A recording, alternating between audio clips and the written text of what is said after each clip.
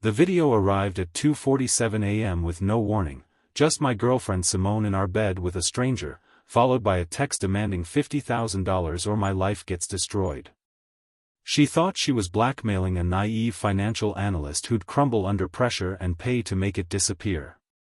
What she didn't know was that before I became that boring corporate guy, I had a completely different life with a completely different name, Phoenix. What happened next will make you rethink everything you know about trust, betrayal, and who really holds the power. Viewers, could you ever forgive someone who built your entire relationship on lies? How would you get justice? Drop your thoughts in the comments. But before continue, please subscribe, like and share. My name is Walker Peter, and I'm a 34-year-old financial analyst living in Charlotte, North Carolina. My condo overlooks the city skyline, my career's climbing steadily, and until 3 nights ago, I thought I had everything figured out. My girlfriend Simone and I had been together for 4 years of trust, laughter, and plans for a future I believed was real. She was visiting her sister in Atlanta, or so she said. I was working late at the office, crunching numbers for a merger that would define my quarter. Normal. Safe. Predictable. That's what I wanted after leaving my old life behind. Then my phone buzzed at 2:47 a.m. The screen's blue glow cut through my dark bedroom like a knife. No message. Just a video file. Something in my gut twisted, screaming at me not to open it, but I pressed play anyway. There she was, Simone, in our bed, with a man I'd never seen. The camera angle was deliberate, positioned to capture everything. The timestamp read today, 11:34 p.m. While I worked late, she'd brought him into our home. Then the text arrived, $50,000 by Friday, or this goes to your boss, your family, and every social media platform you're on. Your perfect life ends in 72 hours. Most men would panic. Most men would scramble, beg, break. But Simone didn't know about Phoenix. Let me take you back 6 years, before Charlotte, before the corporate job, before Simone. I wasn't always a financial analyst shuffling spreadsheets and attending board meetings. From ages 22 to 28, I worked for a private intelligence firm contracted by the Department of Defense. We didn't carry guns or kick down doors like you see in movies. We found people who didn't want to be found. We tracked digital footprints through the dark web, built cases against international fraudsters, blackmailers, extortionists. Phoenix was my code name. I left that world because I'd seen too much darkness, too many lives destroyed by greed and manipulation. I wanted normal. I wanted clean. I wanted to believe people were fundamentally good, that love could exist without suspicion poisoning every moment. That's why I never told Simone. When we met at a charity gala in 2021, I introduced myself as just another finance guy with a boring job and predictable routines. She loved that version of me, safe, stable, unthreatening. I thought I'd buried Phoenix forever, locked him away in a past I'd never revisit. But muscle memory doesn't forget. Training doesn't fade. Within 90 seconds of receiving that video, I'd already reverse-traced the phone number to a burner purchased at a Durham gas station and pulled the metadata from the video file. The video was filmed with her phone but sent from someone else's device. This wasn't just cheating. This was a setup, a calculated trap. And whoever said it had no idea they'd just woken a ghost. Friday morning arrived with deceptive normalcy. Simone came home at 8, looking exhausted, her hair messier than usual. She kissed my cheek and said her sister Rachel had kept her up all night talking through divorce drama.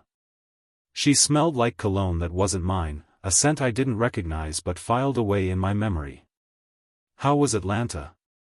I asked, pouring her coffee with steady hands. Draining, she sighed, accepting the mug. Rachel's a mess. So much drama. I smiled sympathetically. Drama's the worst. She had no idea I'd already confirmed she never went to Atlanta. Rachel had posted Instagram stories from a yoga retreat in Sedona all weekend, mountain sunrises, meditation classes, green smoothies. Simone's car had been parked 6 blocks from our condo at a Holiday Inn Express for 3 consecutive nights. While she showered, I worked. The man in the video was Troy Castellanos, 29, a personal trainer from Durham with insurance fraud convictions and 2 restraining orders from ex-girlfriends. His social media showed expensive watches, designer clothes, luxury car rentals, all funded by mysterious cash injections every few months. Troy wasn't Simone's lover. He was her partner. This wasn't their first blackmail scheme. I found 3 other victims, a dentist in Raleigh, a real estate developer in Winston-Salem, a restaurant owner in Greensboro. All men with money. All caught on camera. All paid between $35,000 and $60,000 to make it disappear. Simone wasn't cheating on me. She was hunting me. 18 hours of digging revealed the woman I never really knew. Simone Graves, who cried watching romantic comedies, volunteered at animal shelters, called me her soulmate, was born Simone Teresa Kovac in Gary, Indiana. She'd changed her name twice, shedding identities like snakeskin. Her first husband filed bankruptcy after she drained their joint accounts and vanished. Her second boyfriend reported her for identity theft, but charges were dropped when he suddenly withdrew his complaint. I found the hush money, $40,000 from an offshore account to his business. She met Troy in 2019 at an Atlantic City casino. They'd been running cons together ever since: romance scams, blackmail schemes, insurance fraud. They targeted successful men, cultivated relationships lasting months or years, then engineered crises requiring money. If marks didn't pay willingly, they manufactured scandals. I was mark number 8. The charity gala where we met? She'd crashed it after researching attendees. My chance encounter at the wine bar where we had our first real conversation? She'd tracked my routine for 2 weeks, learning my schedule, my habits, my vulnerabilities.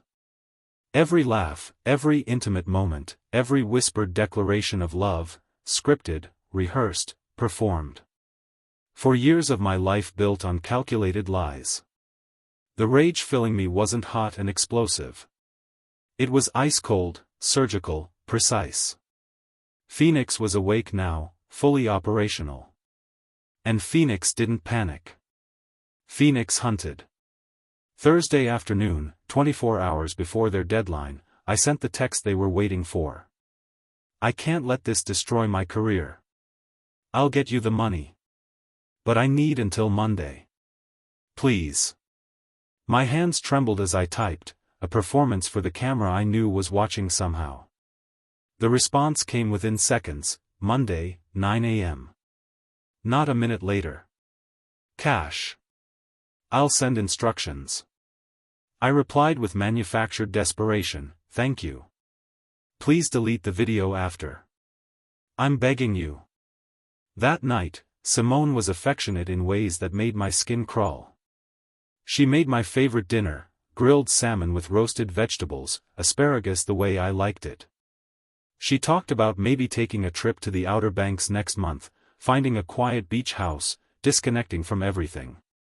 She held my hand across the table, her thumb tracing circles on my palm. You've been quiet lately, she observed, those green eyes searching mine for cracks in my facade.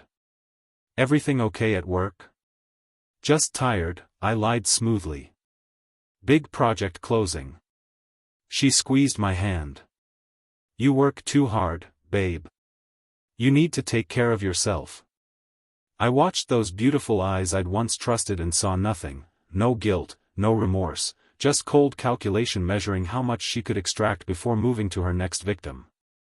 I'm lucky to have you, I said. She smiled warmly. We're lucky to have each other. After dinner, she emerged in workout clothes. Meeting Casey for a late spin class. Back by 10. Casey didn't exist. She was meeting Troy. I had 6 hours. I didn't go to the police because official channels move slowly and evidence disappears in bureaucratic tangles. Troy's digital footprint led me to a storage unit in Durham's industrial district, where streetlights flickered and shadows pooled between warehouses. License plate readers confirmed Simone's car had visited 17 times in 3 months. This was their operational headquarters. I arrived at 9:30. The lock was cheap, almost insultingly easy. Inside, I found their entire operation: burner phones still in packaging, professional camera equipment with lighting kits, printed instruction sheets for their marks, ledgers documenting every victim and payment, and a laptop with encrypted files I cracked in minutes. But the real prize was the safe hidden behind boxes of equipment. For minutes to crack it, muscle memory from Phoenix days. Inside, $340,000 in cash, passports under different names, and a USB drive containing everything. Videos of all their victims in compromising positions. Email chains coordinating schemes across state lines.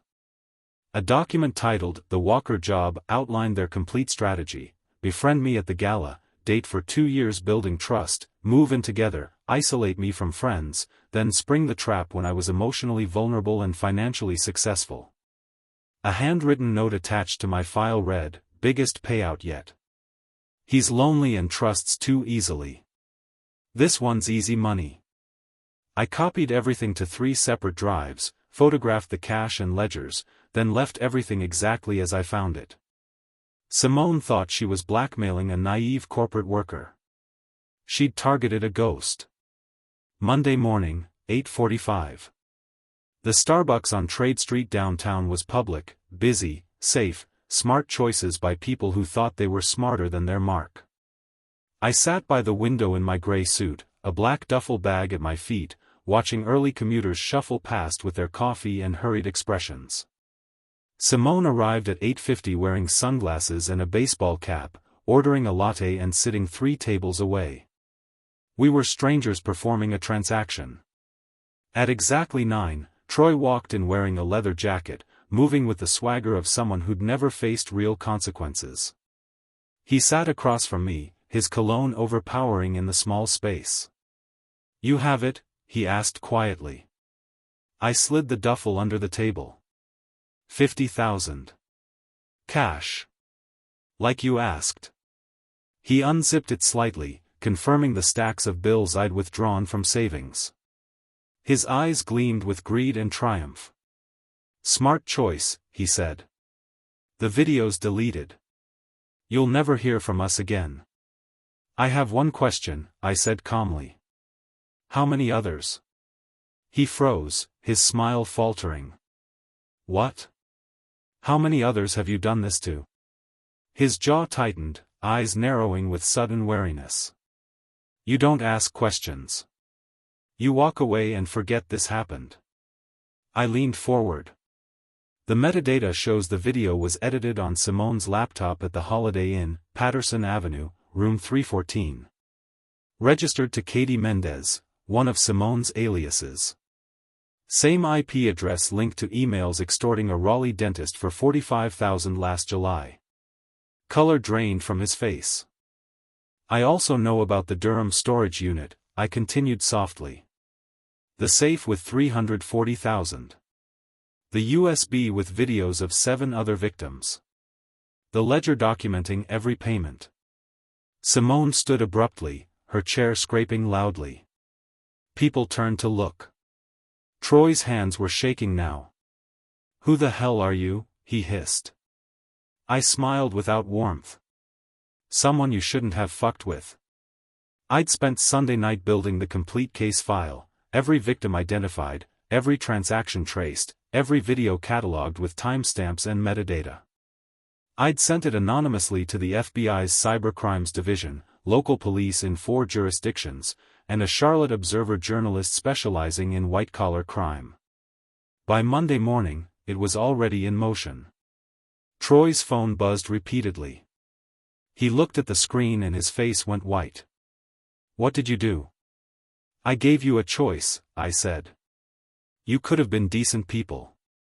You chose to prey on vulnerable men instead." Simone was running now, pushing through the crowd toward the exit. But two plainclothes detectives were already waiting outside. I'd given them her exact location and timing. Troy stumbled backward, knocking his chair over. You can't prove anything. It's all circumstantial. The USB from your safe isn't circumstantial, I said calmly. Neither are your fingerprints on the equipment, the burner phone purchases linked to your credit card, or the testimony I'm prepared to give. You'll be implicated too, he snarled desperately. You paid us. I gave you marked bills provided by law enforcement. Check the serial numbers. This was a sting operation. His eyes widened in horror.